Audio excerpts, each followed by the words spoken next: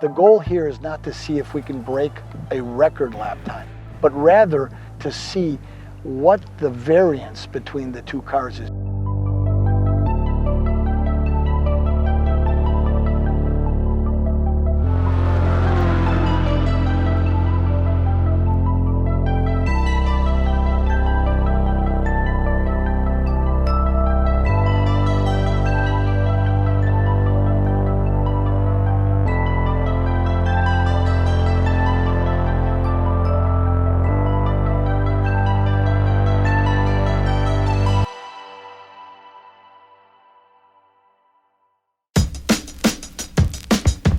I grew up in the muscle car era, and I had an old Chevelle that I used to drag race.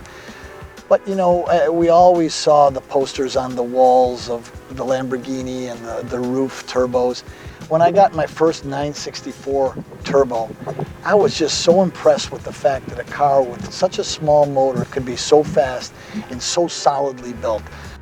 My next car was a C4S, which was my first track car. And I'll never forget, I went into the car dealer going to get service, and I asked the mechanic, I said, what can I do to make this faster? And the guy looked at me very seriously and said, take driving lessons. Oh my God, was he right on. And that's what got me started.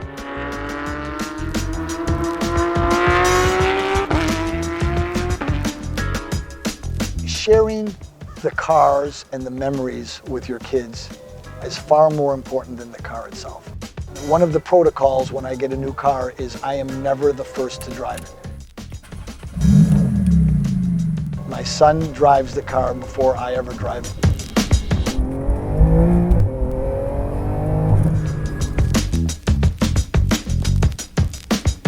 I don't want to be the father that had the cool car in the garage like Ferris Bueller.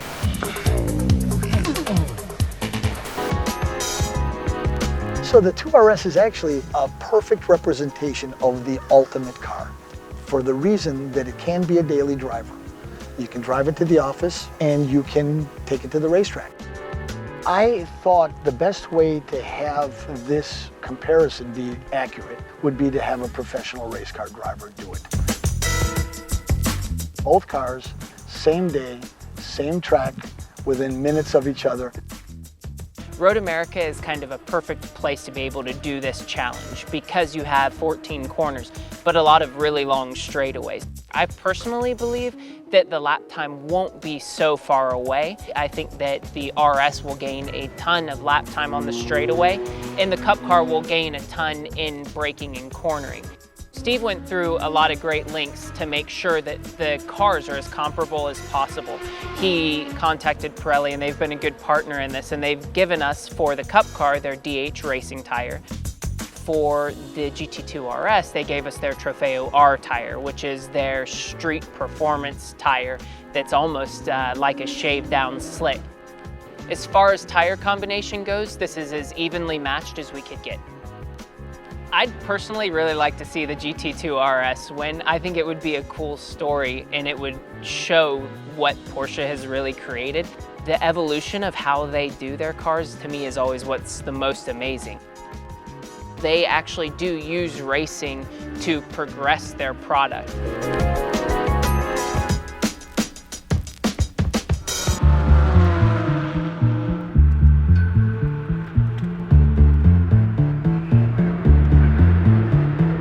Ready?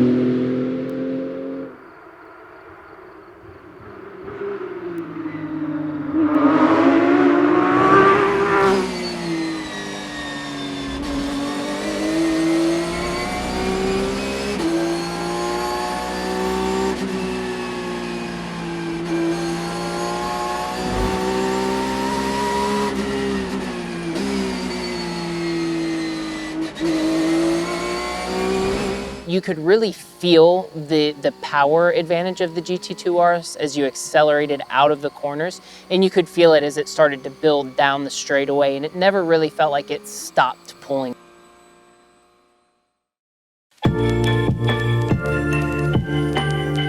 So the end result, the Cup car was the faster of the two cars. The Cup car did a 211.98, the GT2 RS did a 217.04.